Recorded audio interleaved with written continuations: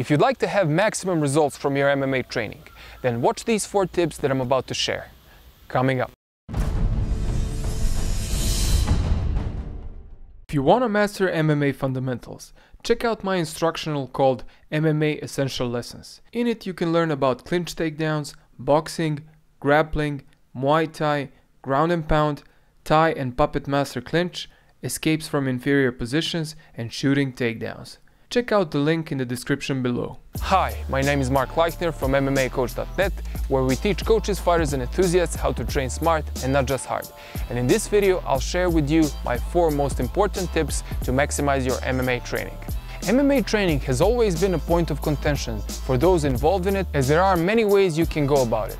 While I will not go into the methodology of MMA training in this video, I will give you 4 tips that can massively improve your results if you adhere to them. Tip number 1 is to maximize your time in the gym. This means several things.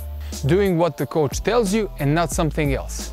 Being in the gym doesn't automatically mean that you are going to improve. What you do when you're in the gym will make all the difference. I've seen fighters strutting half naked with bulging muscles looking tough, but not really concentrating on the task at hand. They are living a fantasy of a fighter and not the actual life of one. Don't be that guy and follow the MMA training program that your coach has set out for you.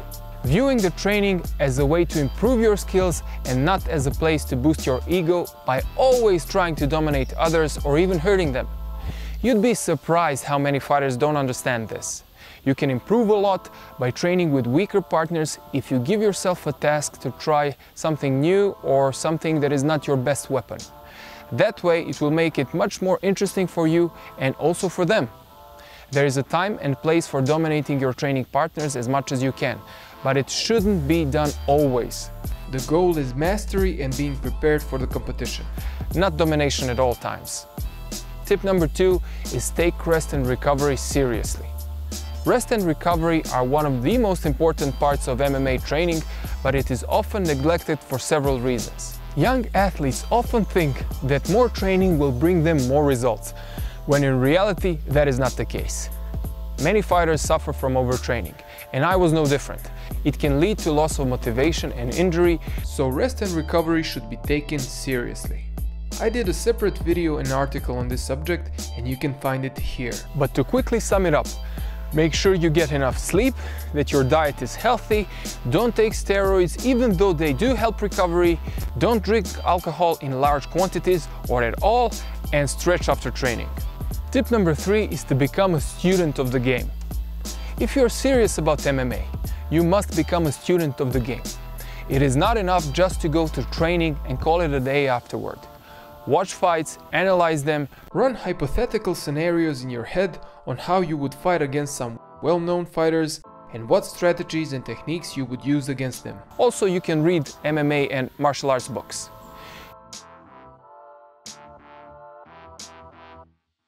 Don't just watch MMA, study other combat sports as well. You don't have to study all of them, but study the ones that you're interested in the most. Watch what they do, why they do it, this is the key, and see if you can implement some of it in your MMA training. Tip number 4 is not to knock each other out in MMA sparring. This tip is similar to the first one, but it is specific to striking. While there are fighters that spar all out, and while this method can produce results, I don't think it's wise to do it. Only the strongest will benefit from this system, while others will be their meat. Even the strongest will eventually end up with brain damage and concussions, which is not healthy. MMA is dangerous enough as it is, and you don't need to make it even more dangerous. I suggest striking sparring at full speed, but not with full power to the head. In our gym, we don't hit the head with more than 10 to 20%, sometimes less. The body and the legs can be hit harder, but not with 100%. The good thing is that more and more MMA gyms are realizing this and are sparring lightly. As I said before, the goal is mastery and competition performance, not dominance at all costs, concussions, broken noses and brain damage. You can be tough without being stupid. Don't forget to balance your life with other things unrelated to MMA training, which is not everything.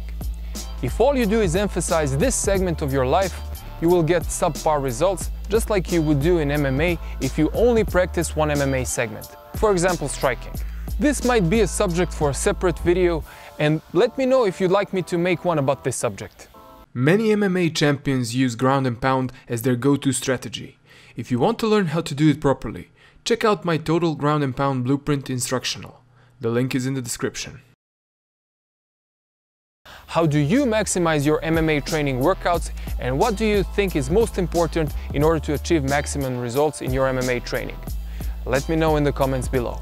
If you like this video, like it and share it, and you can also subscribe to my channel. And if you'd like a more in-depth MMA training, check out my instructionals.